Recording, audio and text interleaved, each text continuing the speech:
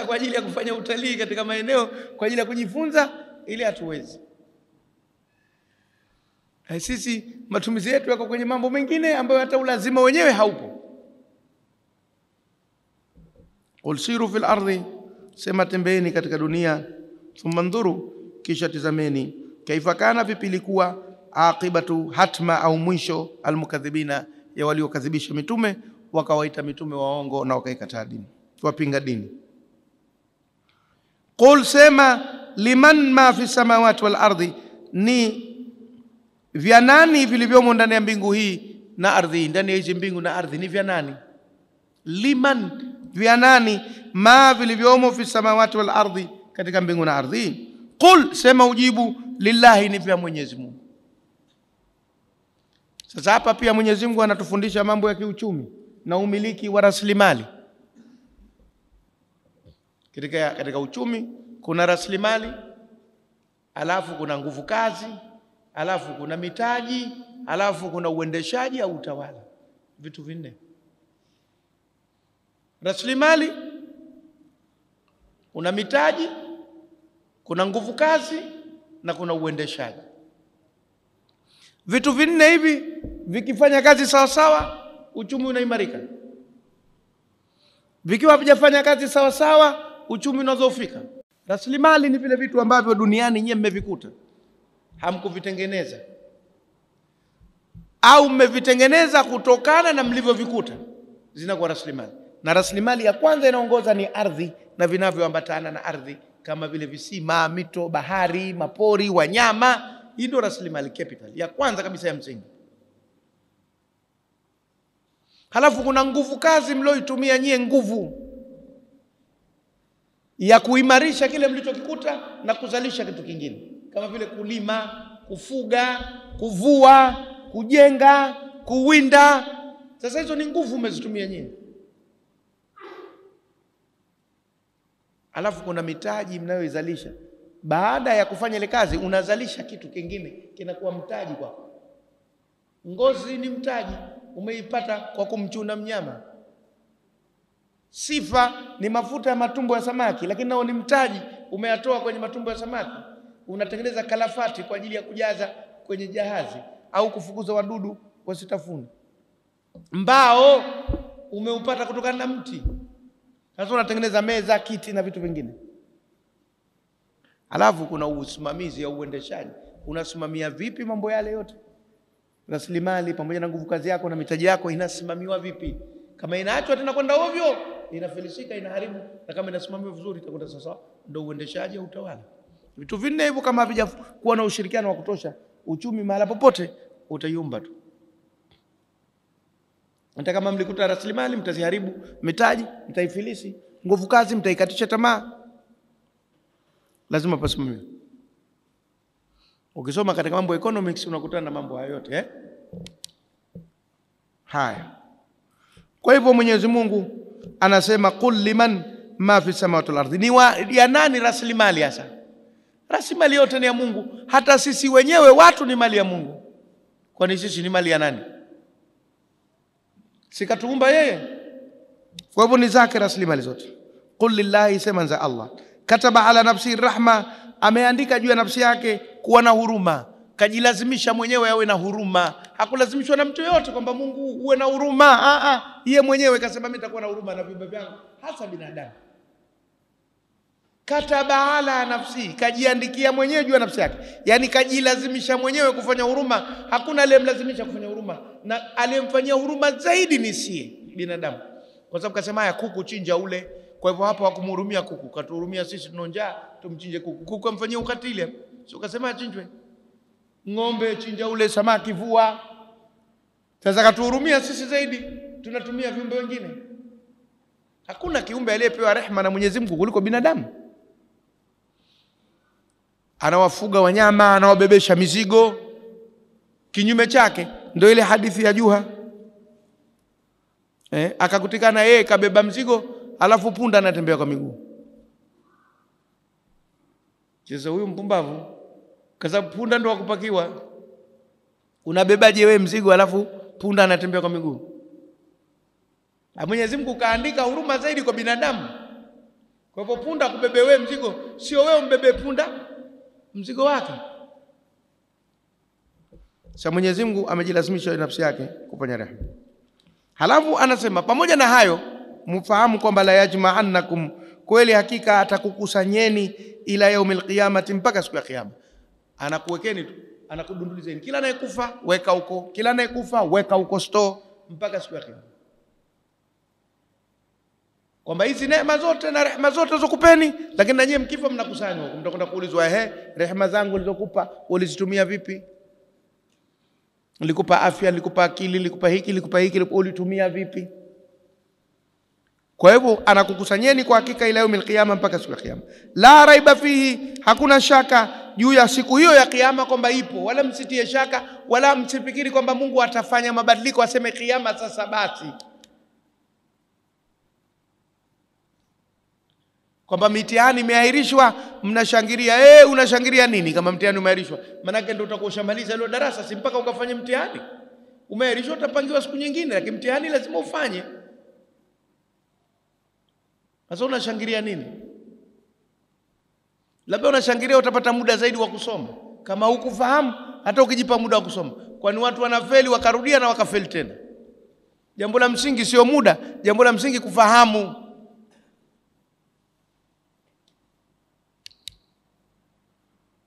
La yajma'annakum ila yaumil qiyamah, kweli hakika na kukusanyeni mpaka siku ya kiyama. La raiba fihi, hakuna shaka ndani yake siku ya kiyama itatokea. Alladhina khasiru anfusahum, wale ambao wamezipoteza nafsi zao au wamezipa hasara nafsi zao, fahum la yu'minuna, basi wao hawaamini jambo hili la akhera. Wao washazipa hasara nafsi zao, wanajipa matumaini kuwa kiyama hakipo. Umenifahamu vizuri hapo? Kama mtu mgombea keshajua kuwa hashindi uchaguzi, kila kambao uchaguzi umeakhirishwa anajipa faraja, lakini ajue siku kipigwa ndio keshaanguka hiyo. Umenifahamu?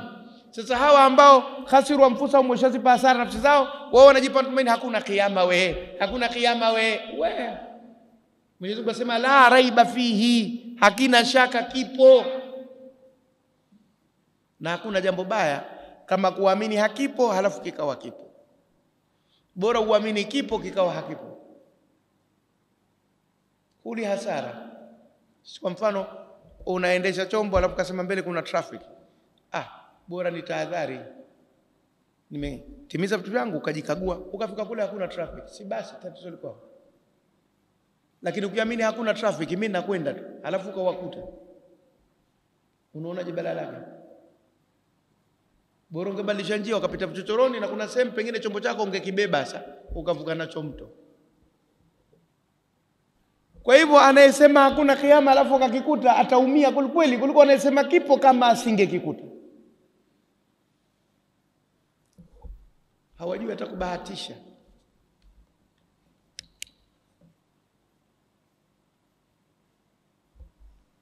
Walahu ma sakana fil layli wan nahari, na ni vyake Mwenyezi Mungu vilivyotulia katika usiku na mchana.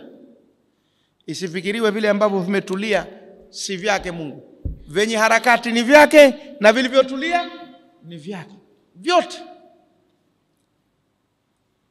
kwa sababu swala kuendesha ni lake na swala kusimamisha pia ni lake. Kwa hivyo vilivyotulia ni vyake na vinavyotembea pia ni vyake. Isionekane kama huyu Mungu ni Mungu wa harakati tu na mambo yaliyotulia si yake. Kama ilivyokuwa khalaqal mauta wal hayata, negative na positive zote za Mwenyezi Mungu. Uwepo na utowevu vyote ni vya Mungu. Wala huma sakana, na ni vyake vilivyotulia, fil laili wan nahari, katika usiku na mchana.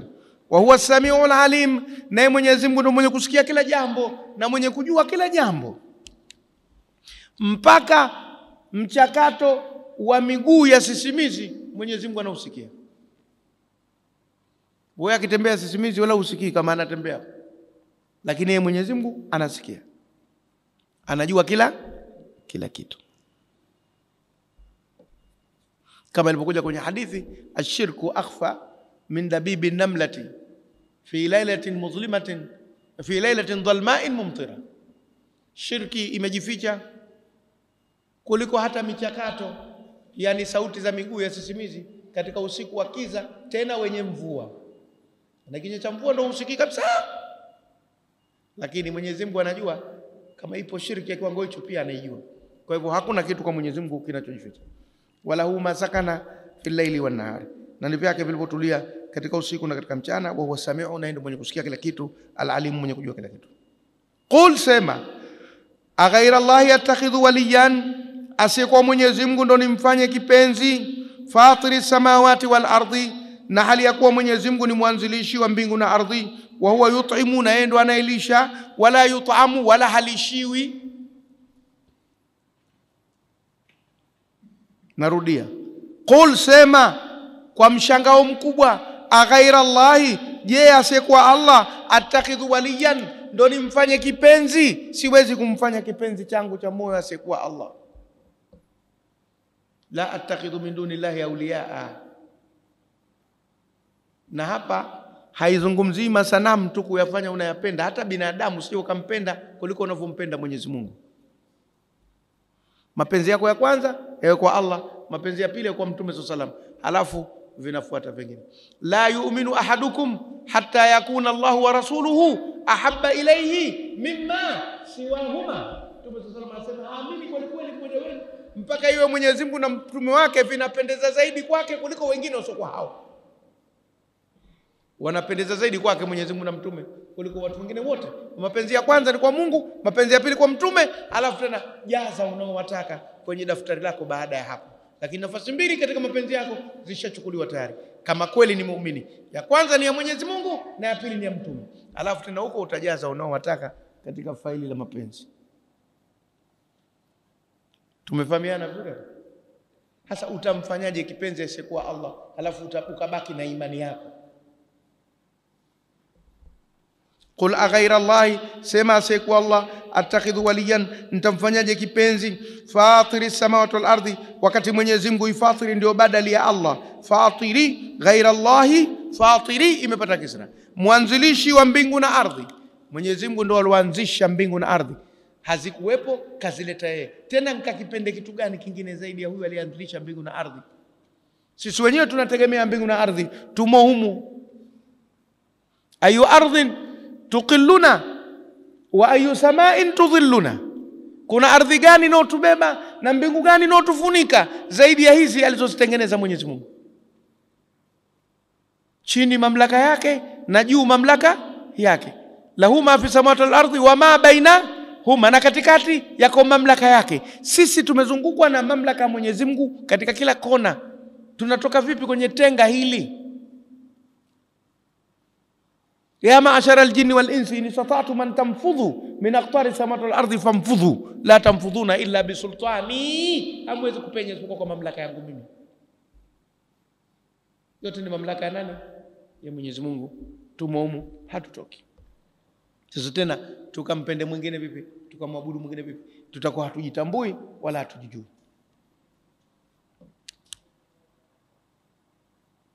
Yeye ndo mwanzilishi wa mbingu na ardhi. Wa huwa yut'imu, na yeye Mwenyezi Mungu analisha, ndo anayetoa riziki.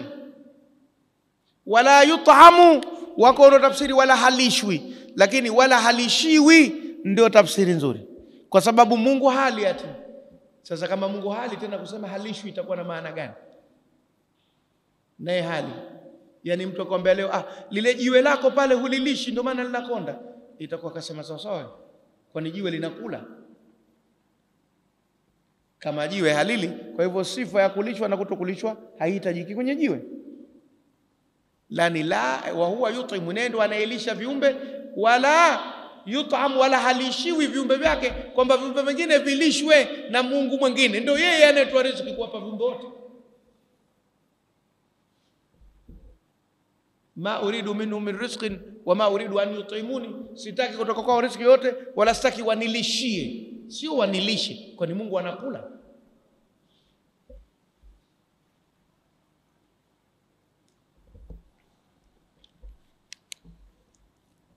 Wa huwa yut'imu, naye ndo analisha, wala yut'am, wala halishiwi kiumbe wake.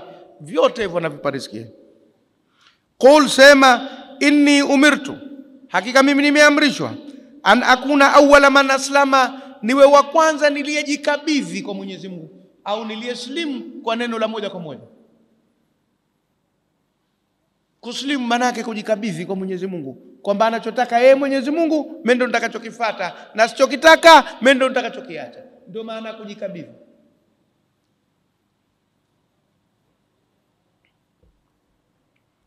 Kwa hivyo kul, sema inni, hakika mimi umirtu, nimeamrishwa, an akuna, niwe awwala man aslama, wa kwanza kujikabidhi kwa Mwenyezi Mungu, kujisalimisha kwa Mwenyezi Mungu, nifuate amri zake zote na niache makatazo yake yote. Wala takunanna minal mushrikina, wala usiwe miongoni mwa wenye kumshirikisha Mwenyezi Mungu. Nimekatazwa usiwe kamwe miongoni mwa wenye kumshirikisha Mwenyezi Mungu. Lazima muamini Mungu mmoja, umwabudu peke yake. Qul, sema inni, hakika mimi, akhafu, naogopa, ina asaitu rabbi, ikiwa nitamuasi Mola wangu, adhaba yaumin adhim, kupata adhabu siku kubwa sana. Hakuna siku kubwa kuliko hiyo. Hata kuumbwa ulimwengu ni jambo dogo kuliko kiyama. Ndio, kujenga ni jambo linaloshangiliwa, lakini kubomoa ni jambo linalosikitikiwa.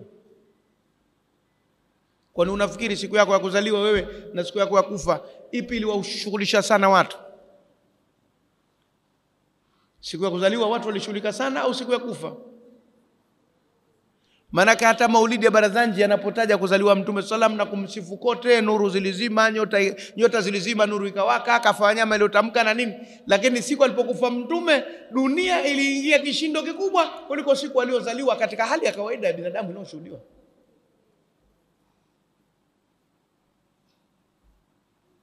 Na ndio maana watu wengine wanauliza, kwa nini tusifanye sherehe siku ya kufa Mtume, tunafanya sherehe siku ya kuzaliwa? Ambao kwa ni kufa ni furaha mpaka tushereheke? Itakuwa wachimvizi hadi siku ya kufa Mtume ndio tufanye sherehe, tuna wazimu. Kuna mtu anasherehekea siku ya kufa bwana. Watu wanasherehekea siku ya kuzaliwa. Kama tunatafuta logic, ni kweli kwamba siku ya kuzaliwa Mtume ni siku ya kusherehekea. Kama unatafuta logic, sio siku ya kufa. Lakini ukija kwenye dondoo tena kwamba je, kisheria ipo haipo, ndo mjadala wanazoni. Lakini siku ya kufa hasherehekea. Sasa tofauti na mfano jamaa zetu wa Shia, wao ukiwa siku ya kuzaliwa Hussein mnafanya nini? Watakuwa wanafanya kitu kidogo sana, lakini siku aliyokufa Hussein ndio wafanya jambo kubwa.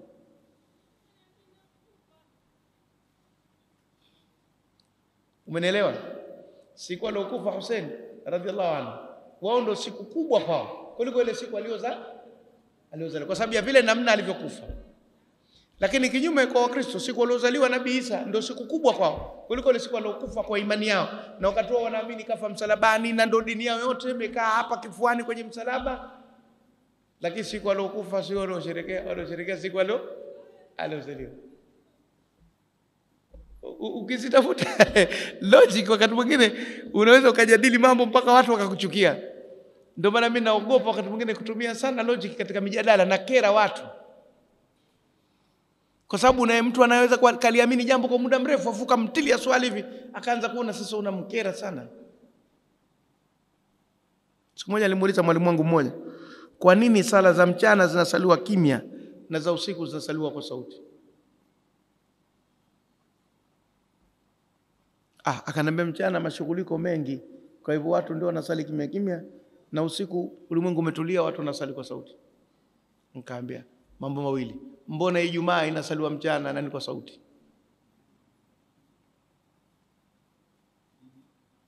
Nasema kwa sababu Ijumaa watu wote wanaacha shughuli zao, inakuwa vile vimetulia, ndio maana nimerudi kwa sauti. Nikaambia wakati watu wana mahangaiko mengi, si bora ndio ifanywe kwa sauti ili watu akili zao ziweko pale kuliko kimya kimya? Sasa magari yanapita, hii wewe ndio kimya, na imam mfano kama kusoma Yasini ya dhuhuri, akili yako sitakwenda kwenye gari huko. Si bora angesoma kwa sauti? Na usiku wakati umetulia, si bora ingekuwa kimya? Nikampelekesha kwenye logic. Bwana wewe mwisho utakufuru bwana. Kaambia nataka kutizama hizo logic zako nazo unazozitoa. Ndio maana wakati mwingine najizuia kuhoji. Ukihoji sana mpaka mtu anakasirika. Kwa sababu matumizi ya akili wakati mwingine yanatofautiana baina mtu na mtu. Haya.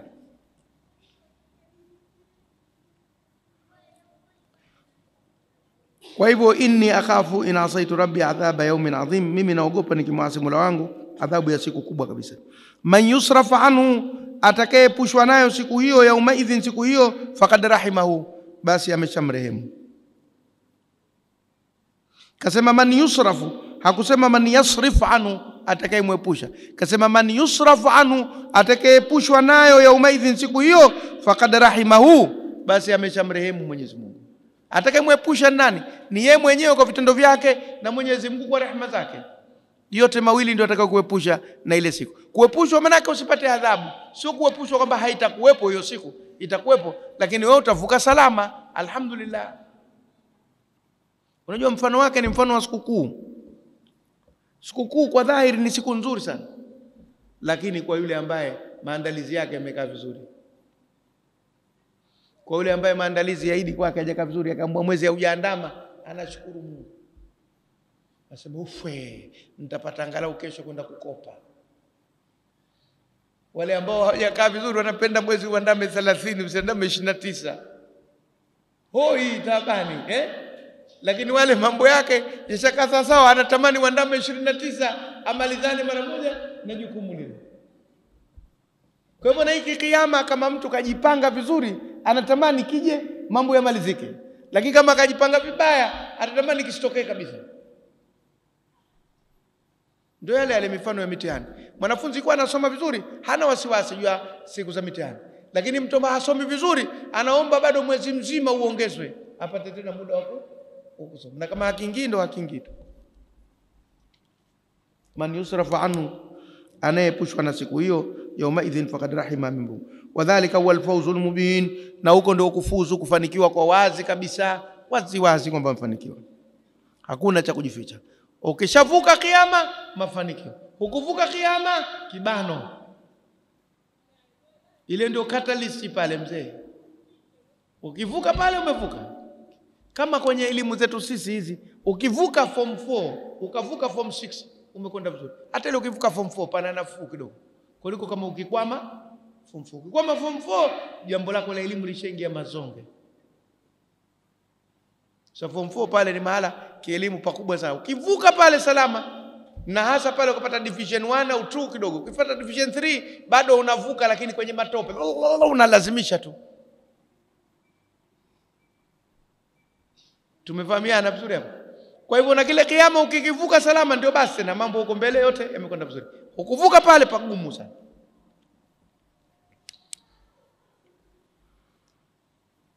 Wa in yamsaska Allahu bidhurrin, na ikiwa atakukamata Mwenyezi Mungu kwa jambo la dhara, atakushika Mwenyezi Mungu kwa jambo la dhara, au atakukamata Mwenyezi Mungu kwa jambo la nini? La dhara. Manake utapata kidogo maradhi, utaumwa, au utakuja janga kwako, basi fala kashifa lahu, hakuna wa kuliondoa illa hu, isipokuwa yeye. Kwa hiyo rudi tena kwake. Lazima uamini hivyo.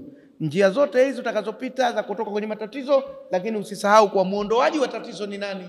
Allah subhanahu wa ta'ala. Ndio tauhidi inapotaka. So yamsaska Allah, na akikushika Mwenyezi Mungu bidhuri, kwa jambo la madhara, fala kashifa, kuna muondoaji lahu wa madhara hayo illa huwa, isipokuwa yeye. Wa in yamsaska bi khairin, na akikushika katika jambo la khairi, fa huwa ala kulli shay'in qadir, basi ujue kwa yeye kwa kila jambo ni mweza. Hiyo ndio imani. Hakuna linalomshinda. Kwa nini huko anamalizia fa huwa ala kulli shay'in qadir, na kule akasema fala kashifa illa hu? Sentence mbili. Ya kwanza imesema wa in yamsaska Allahu bidhurrin, ya pili wa in yamsaska bi khairin. Lakini ile bidhurrin kasema fala kashifa lahu illa huwa, na ile bi khairin kasema fa huwa ala kulli shay'in qadir. Anabwagiza tofauti katika jambo la dhara na katika jambo la khairi, lakini kukamata ni kule kule kumoja. In yamsaska Allahu bidhurrin wa yamsaska bi khairin.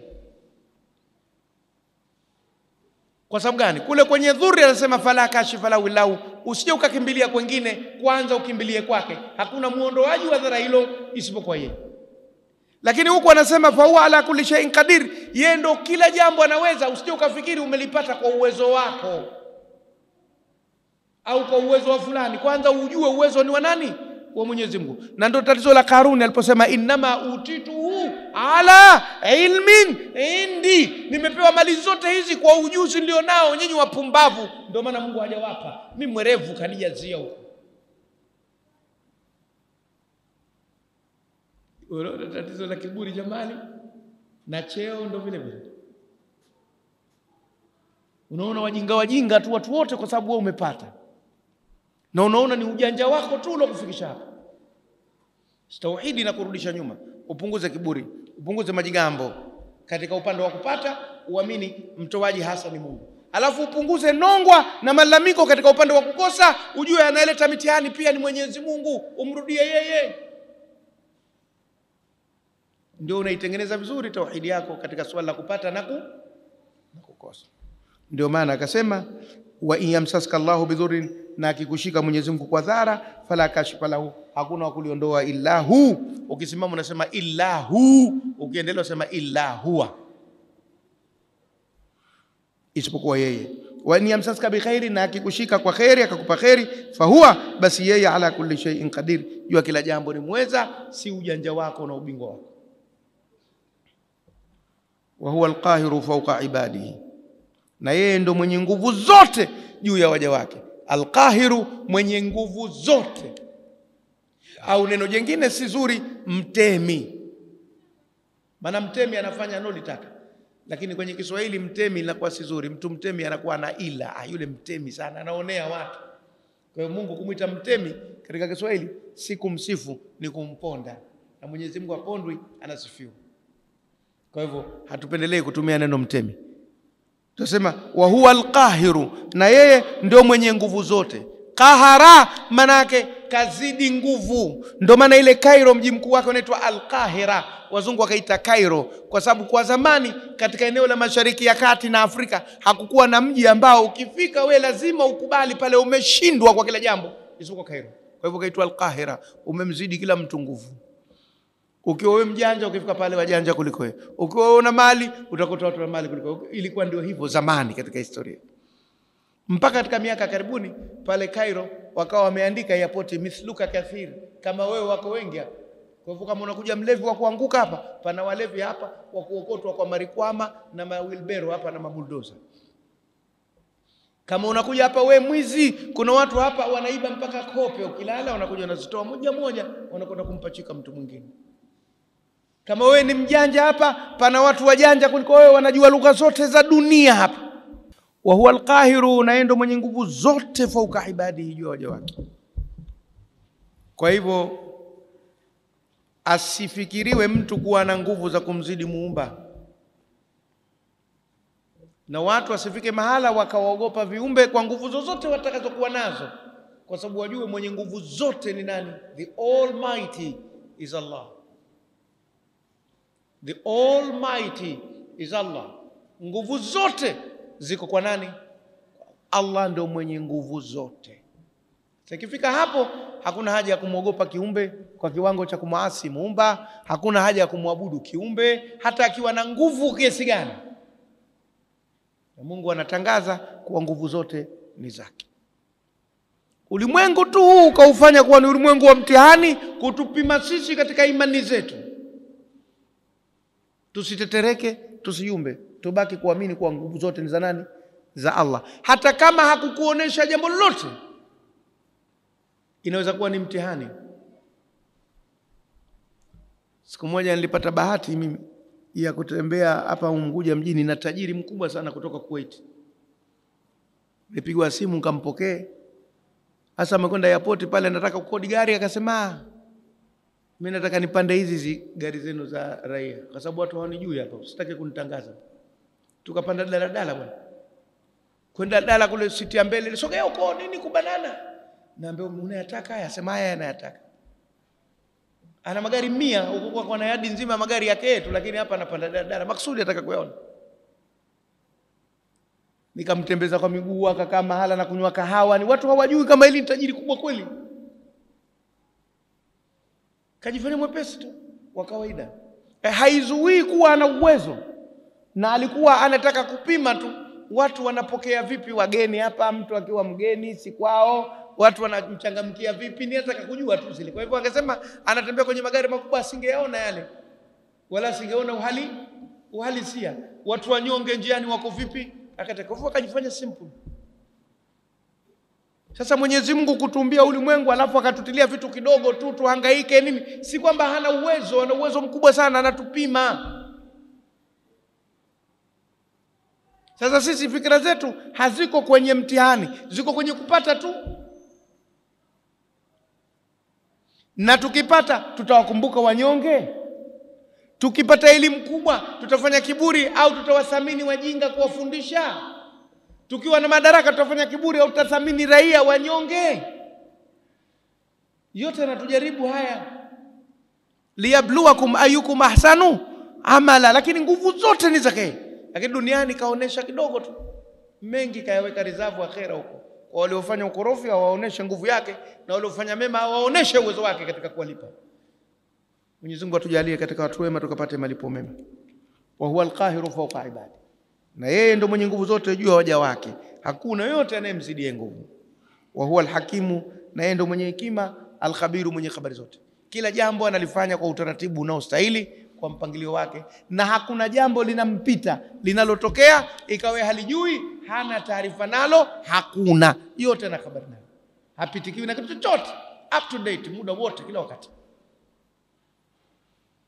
Tumemaliza. Nafasi ya maswali kama yapo kuhusiana na tafsiri zaidi kuliko nje ya mada.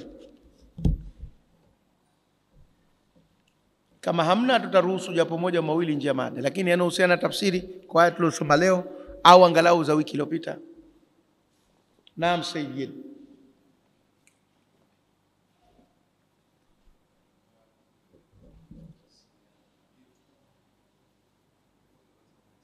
Ndio.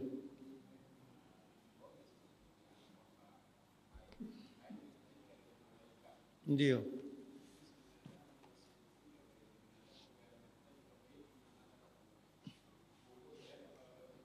Kutekelezeka kwa upande wetu.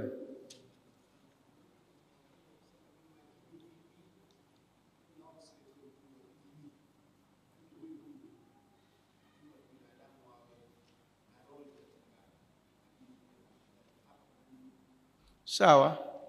Limejadiliwa hilo katika vitabu vya tauhidi vikubwa vikubwa na wanazuoni, kwamba kwa nini majini wasingepelekewa mitume wao wa namna ya kijini. Wakaeleza kwa namna mbili.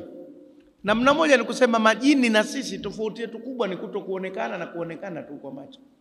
Lakini si kwamba wao hawali.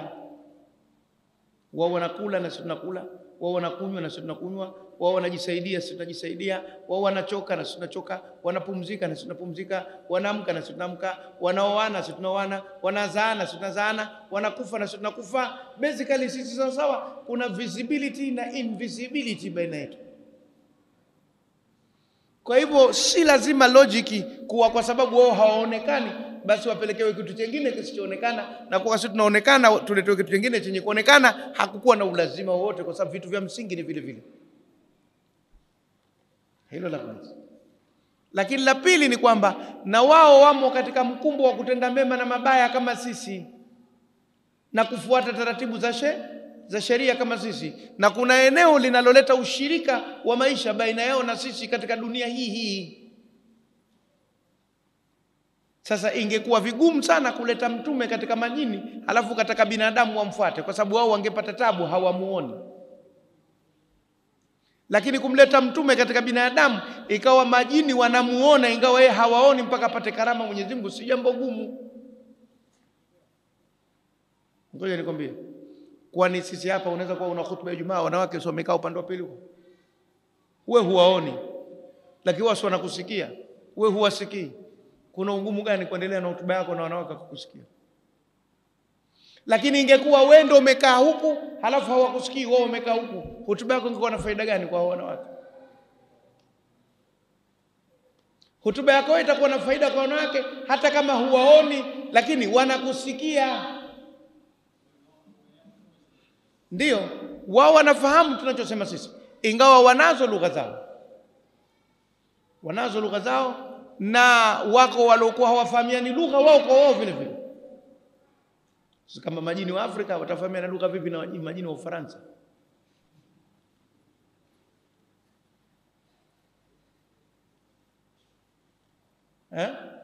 Na ndio maana ilitokea pale Madina wakati wa Mtume sallallahu alaihi wasallam watu walikuwa na majini wa Kisuriani. Kisuriani ni Kiisraeli kilichochanganyika na Kiarabu. Ikawa inawapa shida watu kufahamu baadhi ya mambo kwa sababu kinaingia Kiisraeli na Kiarabu katika mchanganyiko katika lugha ya Suriani. Hata wewe ukenda kwenu kule, kwani ukichagawa kule icheke nyumbani kule si lazima patikane mwingine. Nataka nkubebe na mapunji ya kusokota. Hankubebe unamjua. Na kinyaovyo cheusi, kinyaovyo ndani kuku. Si ndio kinyaovyo. Nkubebe mbuzi na mapunji ya kusokota wali. Na wale majini wa mbuki, si wanasema mara sema Kingazija, wale si lugha gani Kwa hivyo na wao wana ulimwengu wao. Lakini science haizungumzi sana mambo ya majini kuliko dini na imani Na bahati imani karibu zote zinazungumzia majini. Mpaka ya Kibuda, mpaka Baniani wanazungumza hivyo. Wakristo wanazungumza hivyo, Mayahudi wanazungumza hivyo, sisi tunazungumza hivyo. Inaonekana watu wa dini kama tumekubaliana kuwa invisible creatures wapo, lakini watu wa science kama vile hawakubali. Wao wanataka mpaka microscope na nini vithibitishe kuwepo kwa bakteria na kasia na kila kitu Sasa mpaka sasa hawajaweza kuunda microscope ya kumuona jini. Au daktari ushafika? Bado ile magnifying glass ya kumtazama jini hawajaweza kufika bado.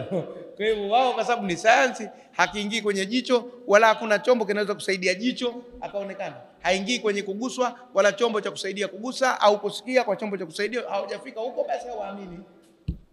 Sababu ndio science inavyofunga. Swali jingine kama lipo?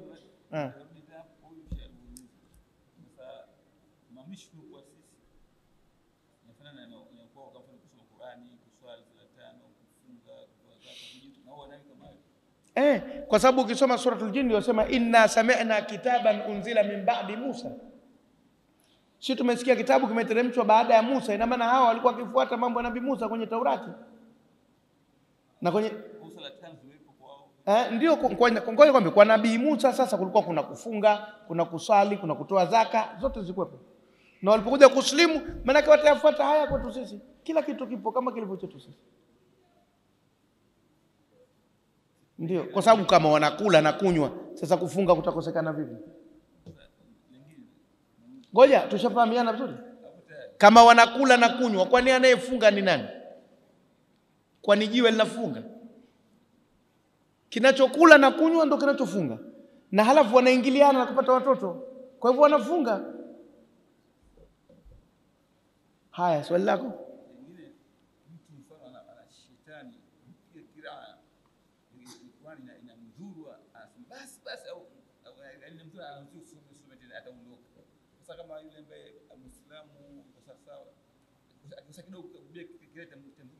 Kila mtu kwa kiwango chake. Inakwenda kwa viwango. Wale ambao hawaamini kabisa inakwenda kwa viwango. Dozi kama ilivyo dozi. Ngoja daktari atatuambia. Kwa mfano mtu akiwa mlevi, alafu unataka kumpiga sindano ya ganzi na ana alcohol nyingi kwenye damu, inamchukua haraka au itachelewa? Na pia utamuongezea dozi kubwa. Kwa hivyo ina maana dozi inategemea dozi. Hata sisi watu wa pwani tukipata malaria dozi yetu tofauti na watu wa bara ya juu wakipata malaria. Kwa sababu kwetu malaria ni sugu huku. Kwa hivyo dozi itategemea dozi ya mtu. Kila mmoja na dozi yake. Kwa hivyo wako inawaathiri sana, wako inawaathiri kidogo, wako kidogo tu inawachukua, wako mpaka kuna wengine ni wanafiki, kuna wengine ni wajanja. Kwa hivyo ni dozi mzee. Hata nikukumbusha zamani tu. Kwani wewe nyongo ngapi ulikuwa ukipiga ndio inapanda kichwani? Moja tu ilikuwa inakutosha. Au tatu? Basi. Wassalamu alaikum wa rahmatullahi wa barakatuh.